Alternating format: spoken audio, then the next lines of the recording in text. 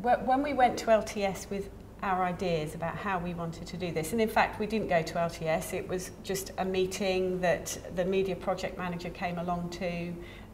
We had our curriculum manager there, the module team chair, Claire and I, and we just kind of said we really do want to do this differently.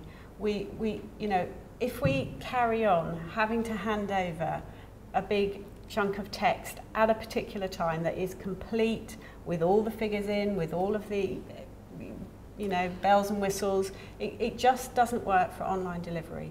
So what we want to do is to be able to just turn it on its head and to try to do this in a different way and try to do it activity-led, because that's what the students are doing. Let's think about what the students are doing rather than what we as academics want to do, you know. So I think it's a kind of a different approach, which people have accepted and adopted. Actually, you know, there was a lot of resistance to online initially, but I think, you know, people are coming around to the idea that it could work, especially with science. It's a very practical, questioning subject, you know. So, but it might be that one of the reasons that there was resistance among academics to online is because they couldn't produce the modules in the way that it would have been conducive to online. Because if they have to hand over a bunch of text and then they don't get it back for 6 months, really that is really, and they can't visualise what it's going to look like on the screen.